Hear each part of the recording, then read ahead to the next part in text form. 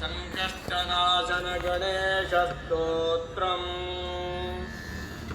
प्रणम्य शिरसा देवम् गौरीपुत्रं विनायकम् भक्तावासं स्मरेन्नित्यम् आयुः कामार्थसिद्धये प्रथमं वक्रतुण्डं च एकदन्तं द्वितीयकम् तृतीयं कृष्णपिङ्गाक्षम् गजवक्त्रं चतुर्थकम् लम्बोदरं पञ्चमं च षष्ठं विकटमेव च सप्तमं विघ्नराजेन्द्रं धूम्रवर्णं तथाष्टकम् नवमं बालचन्द्रं च दशमं तु विनायकम्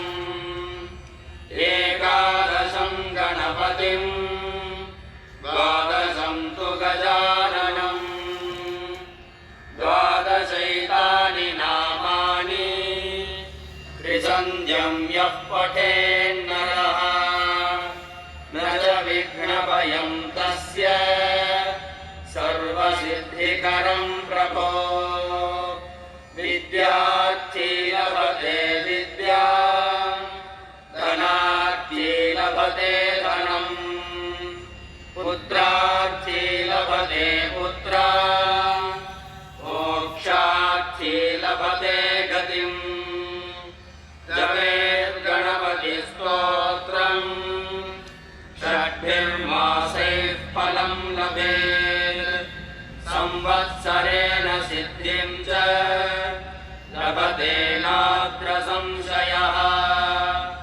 अष्टभ्यो ब्राह्मणेभ्यश्च लिखित्वा यः समर्पयेत् तस्य विद्या भवेत् सर्वा गणेशस्य प्रसादतः।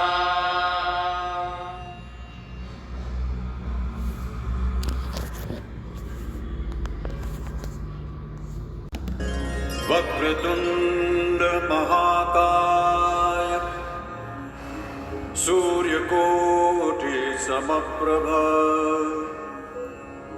निर्विघ्नं कुरु मे देव सर्वकार्येषु सर्वदा। You just watched Maha Abhisheka, comprising of Panchamrita Abhisheka and Dravya Abhisheka to Sri Mahaganapati as part of Sankarsara Chaturthi Mahapuja. The puja was held on 24th July 2024. Download Jyotirgamaya app and book your favorite online puja today.